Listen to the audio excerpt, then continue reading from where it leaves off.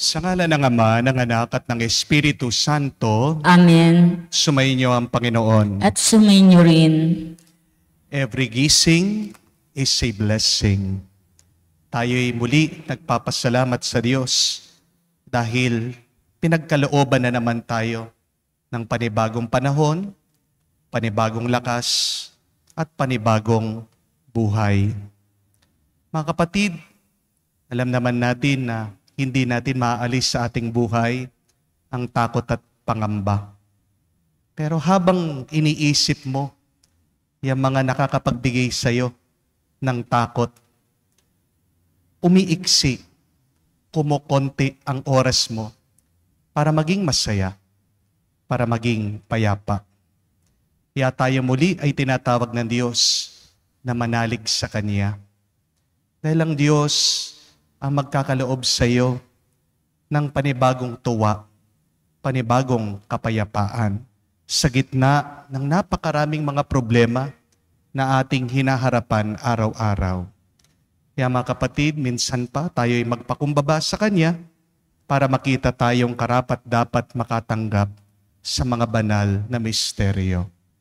Inaamin ko. Sa makapangyarihan Diyos at sa inyo mga kapatid, nalubha akong nagkasala sa isip, sa salita, sa gawa at sa aking pagkukulang. Kaya'y sinasamo ko sa mahal na Birheng Maria, sa lahat ng mga anghel at mga banal, at sa inyo mga kapatid, na ako'y panalangin sa Panginoong ating Diyos. Kaawaan tayo na makapangyarihang Diyos, patawarin tayo sa ating mga kasalanan, patnubayan tayo sa buhay na walang hanggan. Amen. Panginoon, kaawaan mo kami. Panginoon, kaawaan mo kami. Kristo, kaawaan mo kami. Kristo, kaawaan mo kami. Panginoon, kaawaan mo kami. Panginoon, kaawaan mo kami. Manalangin tayo. Ama naming makapangyarihan, itaguyod mo ang aming ginampanan, alinsunod sa iyong kalooban, upang sa ngalan ng anak mong mahal, kami maging marapat magkaroon ng karagdagan sa aming paggawa ng mga kabutihan. Sa pamamagitan ni Jesucristo kasama ng Espiritu Santo, magpa sa walang hanggan. Amen.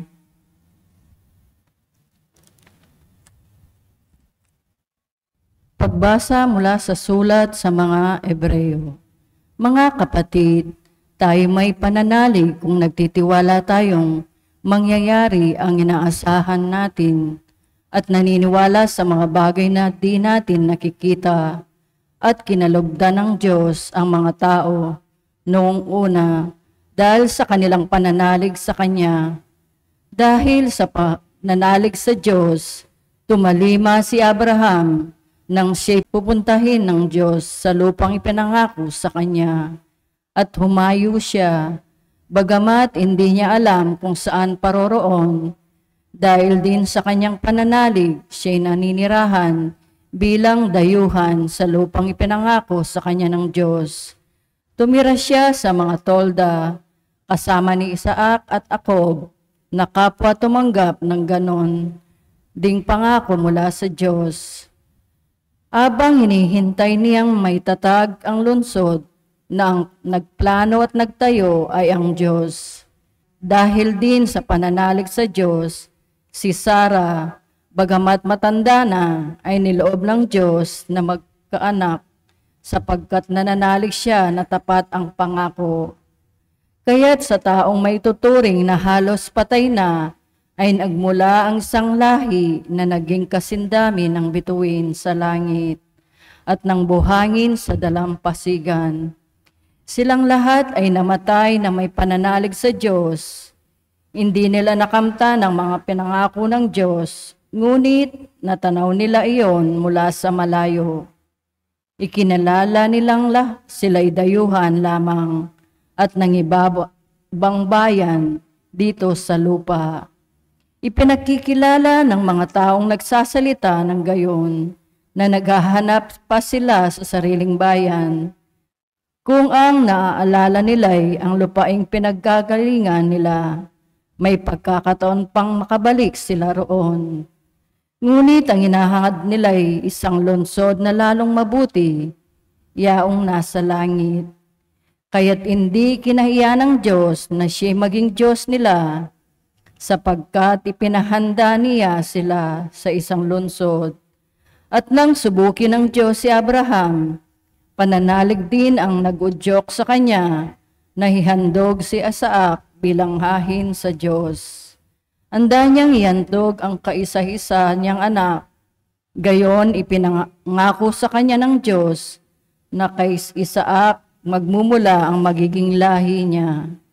Naniniwala siyang muling mabubuhay ng Diyos si Isaac, at sa patalinhagang pangungusap, nabalik nga sa kanya si Isaac mula sa mga patay ang salita ng Diyos. Salamat sa Diyos. Poong Diyos ay purihin, lingapan niya ang Israel. Poong Diyos ay purihin, nilingap niya ang Israel. Nagpadala ang Diyos sa atin ng isang makapangyarihang talapagligtas. Mula sa lipi ni David na kanyang lingkod, ipinangako niya sa pamamagitan ng kanyang mga banal na propeta noong una.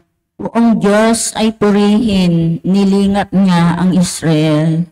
Na ililigtas niya tayo sa ating mga kaaway at sa mga kamay na lahat na napupuot sa atin. Ipinangako rin niya na kahahabagan ng ating mga magulang at alalahanin ang kanyang banal na tipan. Poong Diyos ay purihin, nilingap niya ang Israel. Yan ang sumpang binitawan niya sa ating amang si Abraham, na ililigtas tayo sa ating mga kahaway, upang mawalang takot na makasamba sa Kanya, ang maging banal at matuwid sa Kanyang paningin, habang tayo'y nabubuhay. Poong Diyos ay purihin, nilingap niya ang Israel.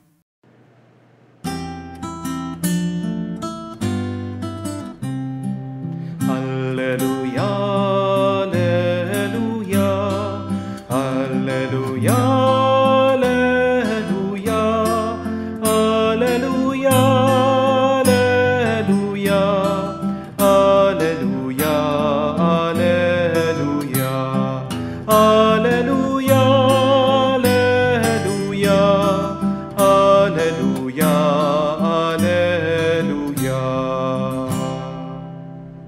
Kay laki ng pagmamahal ng Diyos sa sanlibutan, kaya't anak niya'y binigay. Alleluia, alleluia. Sumainyo ang Panginoon. At sumainyo rin. Ang mabuting balita ng Panginoon ayon kay San Marcos. Papuri sa iyo, Panginoon. Noong araw na iyon, habang nagtatakip silim na, sinabi ni Jesus sa kanya malagad, "Tumawid tayo sa ibayo." Kaya't iniwan nila ang mga tao at sumakay sa bangkang kinalulunan ni Jesus upang itawid siya. May kasabay pa silang ibang mga bangka. Dumating ang malakas na unos. Hinampas ng malalaking alon ang bangka. Ano pat halos mapuno ito ng tubig. Si Jesus na may nakahilig sa unan sa may hulihan ng bangka at natutulog. Ginising siya ng mga alagad. "Guro," anila, "di ba ninyo alintana? Lulubog na tayo." Bumangon si Jesus at inutos sa hangin, "Tigil." At sinabi sa dagat, "Tumahimik ka." Tumigil ang hangin at tumahimik ang dagat. Pagkatapos sinabi niya sa mga alagad, "Bakit kayo natatakot? Wala pa ba kayong pananalig?" Sinidlan sila ng matinding takot at paggigilaslas at nagsabi sa bawat isa, "Sino nga kaya ito?" At sinusunod maging ang hangin at ng dagat. Mga kapatid, ang mabuting balita ng ating Panginoon. Pinupuri ka namin, Panginoong Hesukristo. Magandang araw po muli sa inyong lahat. Walang umaakyat sa bubungan para ayusin ang sirangyero habang bumabagyo. Wala ding naglalayag sa dagat kapag malakas ang hangin at ang alon. Walang nag-aani kung mataas ang baha. Walang naglalakad sa daan kapag lumilindol. At walang papasok sa bahay kung nasusunog ito. Anong ibig sabihin? Sometimes, the best thing to do in life is to do nothing at all. If you cannot do anything, then don't do anything. Ang kasabihan nga, if it is out of your hands, then remove it out from your mind. Kung wala ka talagang magagawa at malalagay ka din sa panganib, kapatid, huwag mong ipilit. Huwag mong puwersahin. Huwag mong papatayin ang iyong sarili. Amen? Ano ang pinakamagandang gawin kapag wala tayong magawa? Ang huminto at magpahinga muna. Sometimes, we become more productive by resting.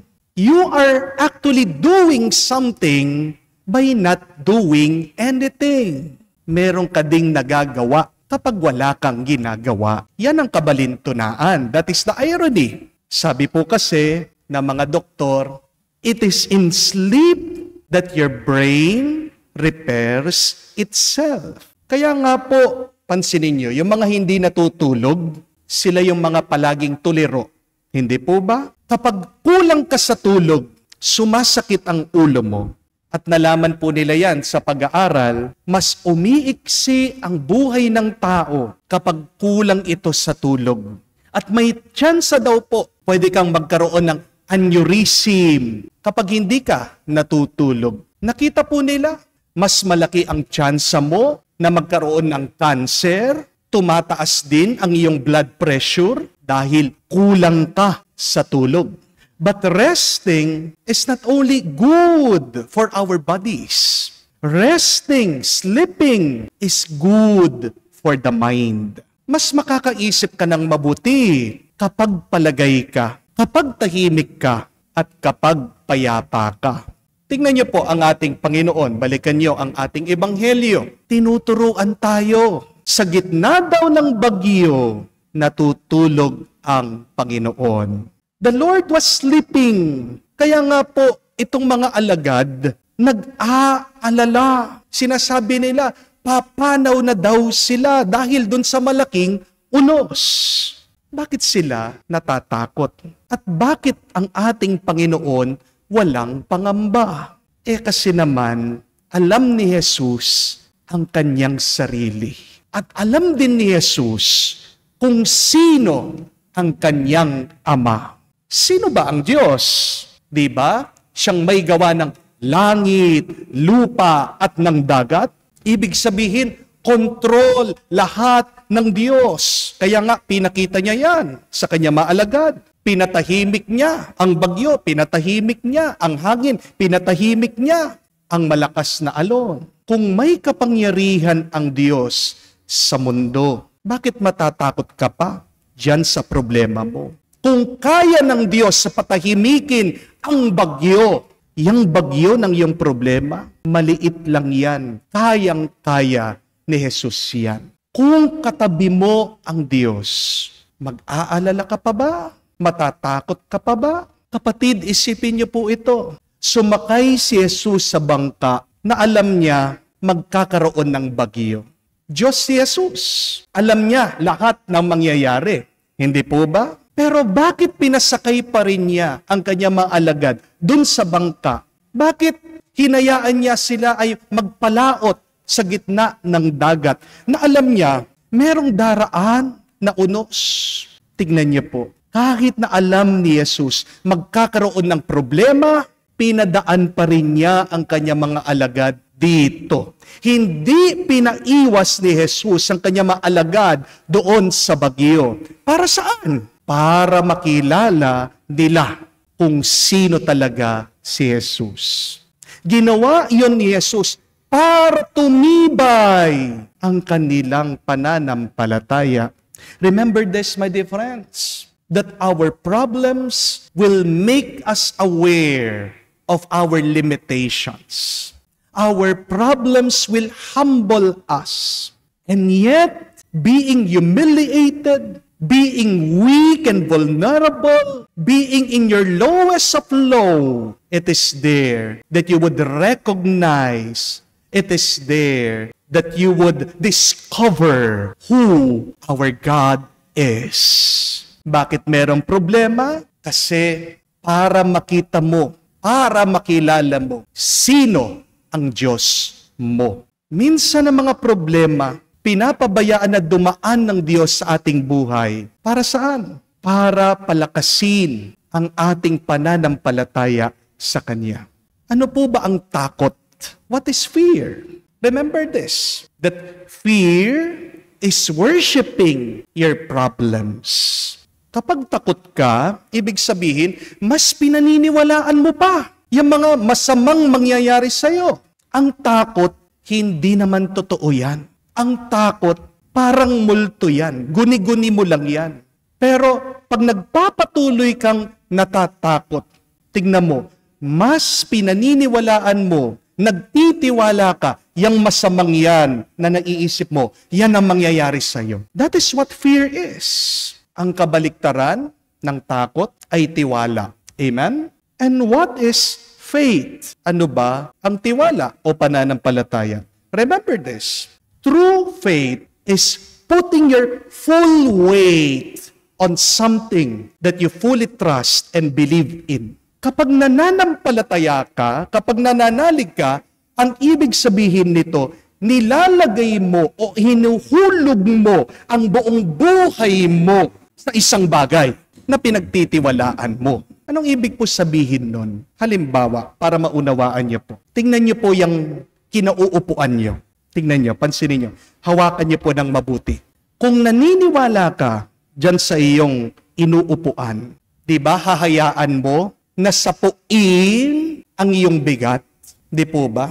Pero kung hindi ka naniniwala, matibay ang upuan na yan, may sira, uupo ka ba? Di ba hindi? O kung nagdududa ka na may sira yung upuan na yan, uupo ka, pero mag-iingat ka. Kalahati lang ng iyong bigat ang iyong ibibigay. Hindi po ba? Yan ang ibig sabihin ng tiwala at takot. Ang tiwala, pagbibigay buong-buo ng iyong sarili. Pero ang takot ay pag-iiwas ng pagbibigay ng iyong sarili. Pero ang tanong, saan sa dalawang ito, takot at tiwala, ang nakakapagod gawin? Sa tingin niyo po, saan tayo magiging mas masaya? Saan tayo magiging mas payapa? Takot o tiwala? Alam natin ang sagot diyan. Mas nakakapagod ang hindi naniniwala sa Diyos. Mas nakakapagbigay ng lungkot ang nananatili sa takot. At nakakatawa, napakarami sa atin, hindi po ba? Tinotorture ang sarili, pinapahirapan ang sarili, pinapaulit-ulit yung takot, inuulit-ulit, nilalagay yung kanilang pangamba. Sino talaga ang nagpapahirap sa buhay mo? Ang Diyos?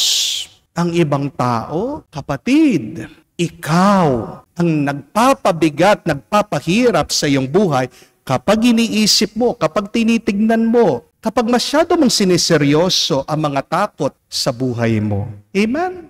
Kapag hindi ka naniwala sa Diyos, para bang naglalakad ka sa mga balat ng itlog? That is what not having faith is. You are like walking on eggshells.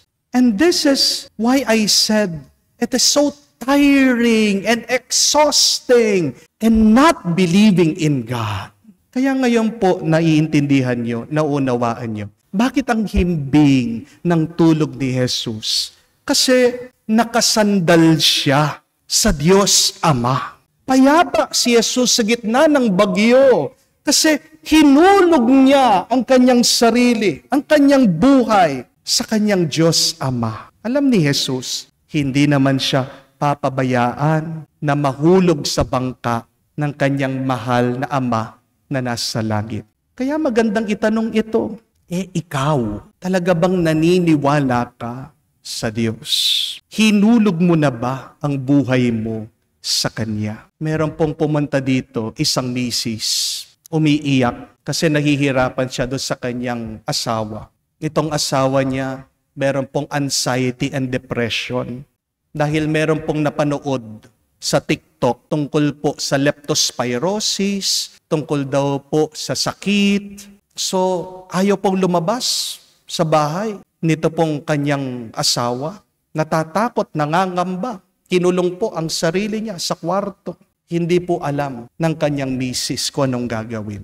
Napaisip ako, buti pa yung mga napapanood po natin sa TikTok, agad nating pinaniniwalaan. Bakit ang salita ng Diyos, ang bagal nating maniwala? Kung isipin nyo, ang salita ng Diyos, ang dami nang nagpakamatay dyan para magpatotoo lang. Ay yung 5-second video na panood mo, agad-agad naniniwala ka. Hindi po ba nakakatawa yun? Meron pang isang lumapit sa akin isang follower nagtatanong, Father, totoo ba si Cardinal Tagle, siya na daw ang susunod na Santo Papa? Sabi ko, saan nyo nabalitaan yun? Father, kalat po sa YouTube, sa TikTok, sa Facebook. Natatawa po ako. Ganyan tayo kadali na maniwala dun sa ating mga napapanood. Pero pagdating sa salita ng Diyos, bakit ang tagal nating maniwala? Ang bagal ng ating pagtitiwala sa Diyos. Mga kapatid, kung kaya mong maniwala dyan sa mga napapanood mo, unahin mong paniwalaan, ibigay mong buong-buo ang isip mo, ang puso mo, ang buhay mo, ang kaluluwa mo dito sa salita ng ating Panginoon. At ano ang kanya sinasabi? Huwag kayong matakot. Maniwala kayo sa akin, maniwala kayo sa Diyos Ama. At ano ang tatanggapin natin sa ating paniniwala? Buhay at buhay na walang hanggan. Pagdasal po natin sa banal na misang ito, naway maging mas malakas, mas matatag ang ating pananampalataya sa Kanya kesa sa paniniwala natin sa ating mga takot at pangamba. Amen. Tumayo po tayo. Sinusunod maging ng hangin at alon ang anak ng Diyos. Mulat sa katotohanan ito, manalangin tayo na may pagtitiwala para sa kapayapaan sa napakagulong daigdig. Ating sabihin, Panginoon, dinggin mo kami. Panginoon, dinggin mo kami. Ang ating simbahan, naway gabayan ng Panginoon, lalo na sa malalaking alon ng pagsubok na nagbabantang sumakop dito. Manalangin tayo sa Panginoon. Panginoon, dinggin mo kami. Ang mga pinuno ng mga nagkakagulong bansa, naway walang hinawang maglingkod para sa kapayapaan at katarungan.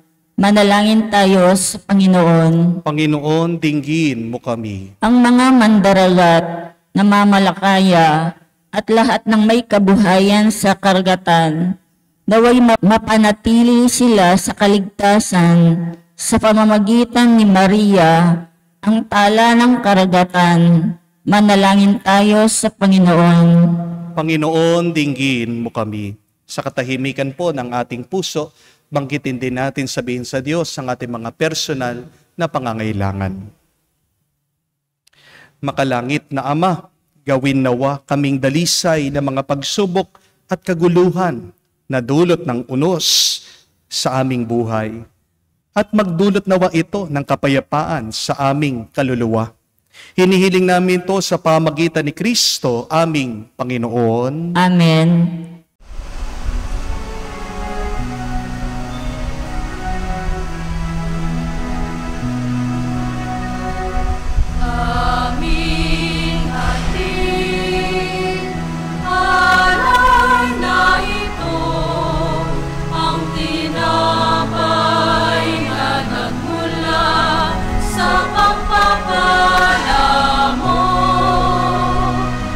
At tanggapin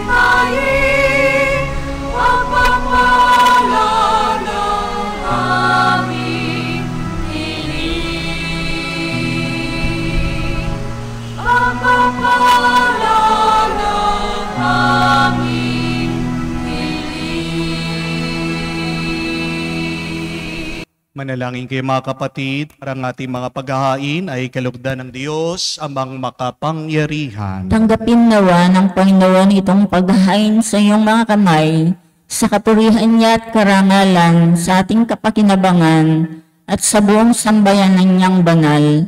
Ama naming lumikha, tanggapin mong malugod ang aming mga handog. Ngayon ang kabanalan ay iyong dulot. Kami sumasamo sa iyo't lumuluhod upang kaligtasan iyong ipagkaloob. Sa pamamagitan ni Jesucristo kasama ng Espiritu Santo, magpa sa walang hanggan. Amen. Sumainyo ang Panginoon. At sumainyo rin. Itaas sa Diyos ang inyong mga puso at diwa. Itinaas na namin sa Panginoon. Pasalamatan natin ang Panginoong ating Diyos. Marapat na siya ay pasalamatan. Ama naming makapangyarihan, tunay nga marapat ikaw ang aming pasalamatan. Sa pamamagitan ni Jesucristo na aming Panginoon, utang na loob na nagbubunsod upang gunitain ang kamatayan niya para kami buhayin. Pagtitiwala ang sanhi ng ligayang di malilimot sa pagkabuhay niya sa aming kaloob. Pag-asa ang dalhin ng pagiging handa para sa pagbabalik niyang totoong dakila. Kaya kaisa na mga anghel na nagsisiawit ng papuri sa iyo, nang walang humpay, kami nagbubunyi sa iyong kadakilaan.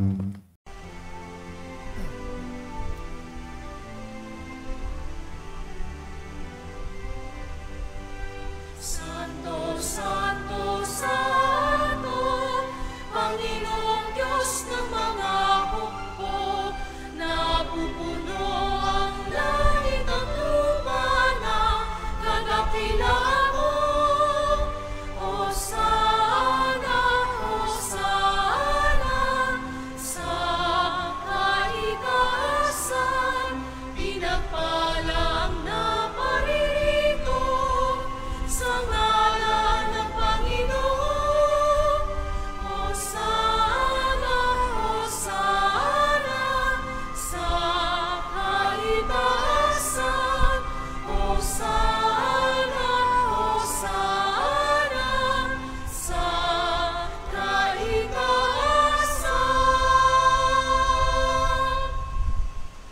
Ama naming banal, ikaw ang bukalan tanang kabanalan. Kaya't sa pamagitan ng iyong Espiritu, gawin mong banal ang mga kaloob na ito upang para sa amin maging katawan at dugo ng aming Panginoong Heso Kristo.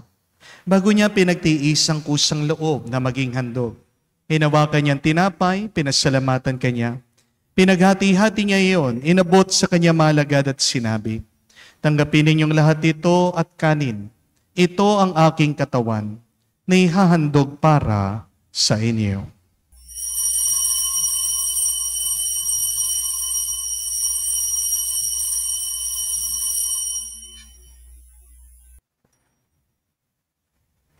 Gayon din naman, nang matapos ang hapunan, hinawakan niya ang kalis. Muli kanya pinasalamatan. Inabot niya ang kalis sa kanya malagad at sinabi, "Tanggapin ninyong lahat ito at inumin.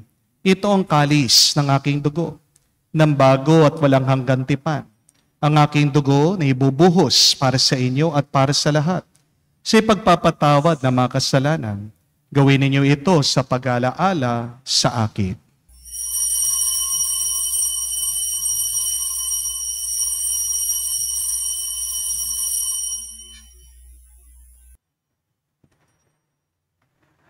Ang misteryo ng pananampalataya. Aming ipinahayag na namatay ang iyong anak, nabuhay bilang Mesiyas at magbabalik sa wakas para mahayag sa lahat. Ama, ginagawa namin ngayon ang pag-alaala sa pagkamatay at muling pagkabuhay ng iyong anak. Kaya tinialay namin sa iyong tinapay nagbibigay buhay at ang kalis na nagkakalob ng kaligtasan. Kami nagpapasalamat dahil kami yung minarapat na tumayo sa harap mo para maglingkod sa iyo. Sinasamo namin kami magsalo-salo sa katawan at dugo ni Kristo ay mabuklod sa pagkakaisa sa pamamagitan ng Espiritu Santo. Amalingapin mong iyong simbahan, laganap sa buong daigdig. Puspusin mo kami sa pag-ibig. Kaisa ni Francesco, ang aming Papa, Florentino, aming Arsobispo at ng Tanang Kaparian. Alalahanin mo rin ang aming mga kapatid na nahimlay, may pag-asang sila'y muling mabubuhay. Gayon din naman lahat ng mga pumanaw. Kaawaan mo't sila't patuloyin sa iyong kaliwanagan. Kaawaan mo't pagindapatin kaming lahat na makasalo sa iyong buhay na walang wakas. Kaisa na mahal na Birhen Maria, Ina ng Diyos, kaisa ni San Jose, ang kanyang maluwalhating esposo, kaisa ng mga apostol at lahat ng mga banal na namuhay dito sa daigdig na kalugod-lugod sa iyo. May pagdiwang nawa namin ang pagpupuri sa ikararangal mo sa pamamagitan ng iyong anak, aming Panginoong Hesukristo. Sa pamamagitan ni Kristo, kasama niya at sa Kaniya, ang lahat ng parangal at papuri ay sa iyo, Diyos Ama, makapangyarihan, kasama na Espiritu Santo, magpasawalang hanggan. Amen, Amen, Amen. Sa nakakagaling na utos sa turo ni Jesus sa Panginoon natin na Diyos, ipahayag natin ng lakas loob.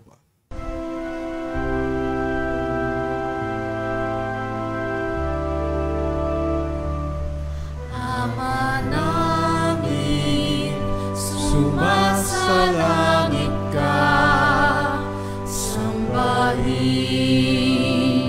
ang ngalan mo, mapasa amin ang kaharian mo, sundin ang loob mo dito sa lupa, para nang sa langit. Bigyan mo kami ngayon ng aming kakanin sa araw-araw, at patawarin mo kami sa aming mga sala, para nang magpapatawad namin sa nagkakasala sa amin. At huwag mo kami ipahintulot sa tukso, at iadya mo kami sa lahat ng masama. Hinihiling namin kami adya sa lahat ng masama, pagkalooban ng kapayapaan araw-araw, iligtas sa kasalanan, at ilayo sa lahat ng kapahamakan, samantalang aming pinanabikan ang dakilang araw ng pagpapahayag ng tagapagligtas naming si Hesukristo. Sapagkat iyo ang kaharian at ang kapangyarihan at ang kapurihan magpakailanman. Amen. Panginoong Hesukristo, sinabi mo sa iyong mga apostol, kapayapaan ang iniiwan ko sa inyo, ang aking kapayapaan ang binibigay ko sa inyo. Tunghayan mo ang aming pananampalataya, huwag ang aming pagkakasala. Pagkalooban mo kami ng kapayapaan at pagkakaisa ayon sa iyong kalooban, kasama ng Espiritu Santo magpa sa walang hanggan. Amen. Kapayapaan ng Panginoon ay laging sumainyo. At sumainyo rin. Magbigayan po tayo ng kapayapaan sa bawat isa. Peace with you po. Kapayapaan po sa inyong lahat.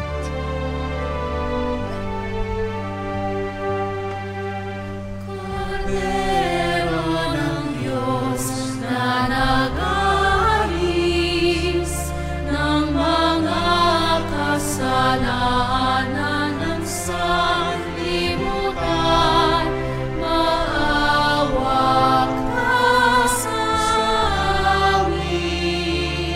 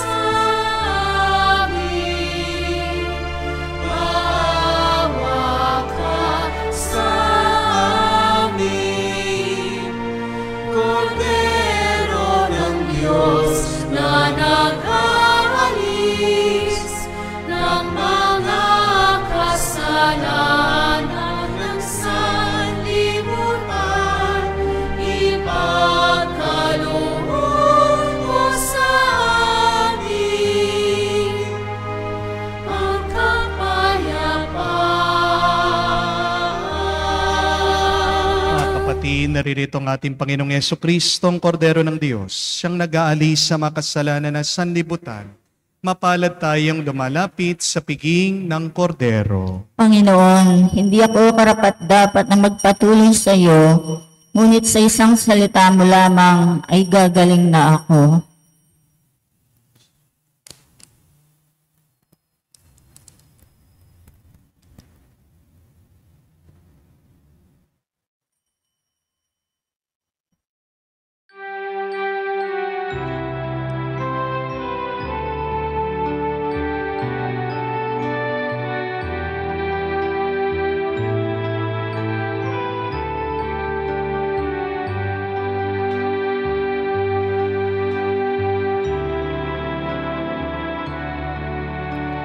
Alam mong pagkatao ko, wala akong matatago. Alam mong aking isipan, alam mo ang lahat ng ginagawa ko, O Diyos.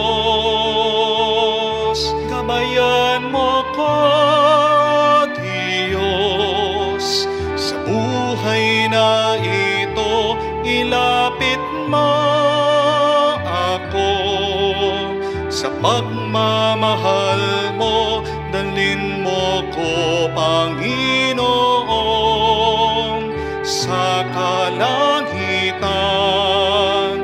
Buhay kasama mo. Manalangin tayo. Ama naming mapagmahal, ipagkaloob mo sa aming pakikinabang sa iyong kagandahang loob na bumubuhay. Lagi nawa naming makairangal ang iyong pagpapala sa aming binibigay. Sa pamamagitan ni Jesucristo kasama ng Espiritu Santo, magpa sa walang hanggan. Amen. Ang takot ang madalas na dahilan bakit tayo ay napapagod sa buhay. Dahil palagi mong binibigyan ng oras at panahon yung masama na iniisip mong mangyayari sa iyo. What is fear? It is worshiping the problems that are coming. But what is faith? It is putting your whole weight, your whole life in what you truly believe. Kaya kung tunay tayong naniniwala sa Diyos, kailangan mong isandal, ipalagay ang iyong sarili sa Diyos. Wala nang ibang pinakamasarap na feeling o karanasan ay yung alam mo, hindi ka papabayaan. Hindi po ba? Kaya nga, yung mga iba nakakatulog habang sila ay nakasakay sa sakyan. Kayang makatulog ng iba habang sila ay nakasakay sa eroplano. Bakit? Kasi sila ay nagtitiwala dun sa nagmamaneho. So to drive away the fear, always believe that God is in control. Amen? Hindi ka hahayaan na Diyos na dumaan sa isang problema na alam niya na ikapapahamak mo. Dinadaan ka ng Diyos sa isang bagyo, isang pagsubok kasi alam niya, pagkatapos niyan, pagkadaan mo, magiging mas matatag, magiging mas malakas pa ang iyong pananampalataya sa Kanya at ang iyong pagkatao. Kaya po, para sa ating assignment ngayon, gusto ko po kayong mag-relax lang. Wala muna kayong isipin. Just give yourself some 5 minutes thinking nothing, worrying about nothing. Upo lang po kayo, maghanap kayo ng tahimik na lugar. Pwede kayong pumunta sa Chapel of the Eucharist. Pwede kayong pumunta sa simbahan. Mag-isa lang kayo. Wala muna kayong dapat kausapin, pakipagkwentuhan. please give yourself that time, that silence, to just breathe in, breathe out, relax. Give yourself to God para po maging mas payapa ang inyong kaisipan at ang inyong kalooban. Sumayin niyo ang Panginoon. At sumainyo rin. At kayo'y basbasan ng Diyos, makapangyarihan sa lahat, sa ngalan ng Ama, ng Anak, ng Espiritu Santo. Amen. Ang ating misa ay natapos na. Pumayo kayo sa kapayapaan ni Kristo. Salamat sa Diyos.